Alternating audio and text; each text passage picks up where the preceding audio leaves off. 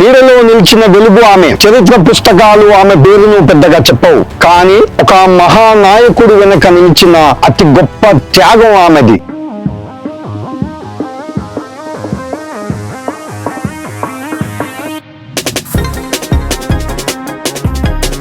ఆమె రమాబాయి అంబేద్కర్.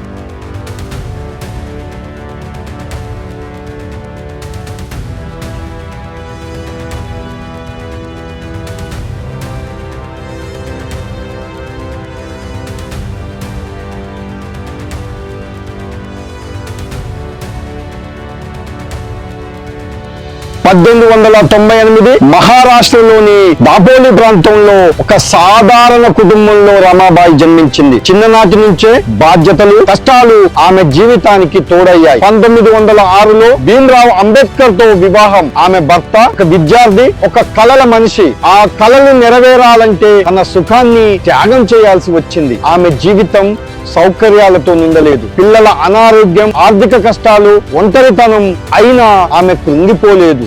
అంబేద్కర్ చదువు కోసం తన బంగారం అమ్మిన త్యాగమూర్తి రమాబాయి. ఒక్కొక్కరుగా తన పిల్లలను కోల్పోయింది ఆ తల్లి. అయినా తన బాధను బయటకి చూపకుండా భర్తకు బలమై నిలిచింది. ఆమె కన్నీళ్లే భవిష్యత్తు తరాలకు హక్కులుగా మారాయి. భారత రాజ్యాంగ నిర్మాతగా అంబేద్కర్ నిలవగలిగాడంటే ఆ వెనుక నిలిచిన ఆమె త్యాగం ఎంతో గొప్పది.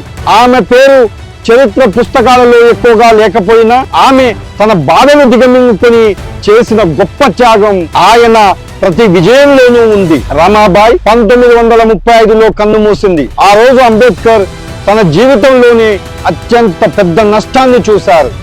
రమాబాయి ఒక నాయకురాలు కాదు, ఒక యోధురాలు.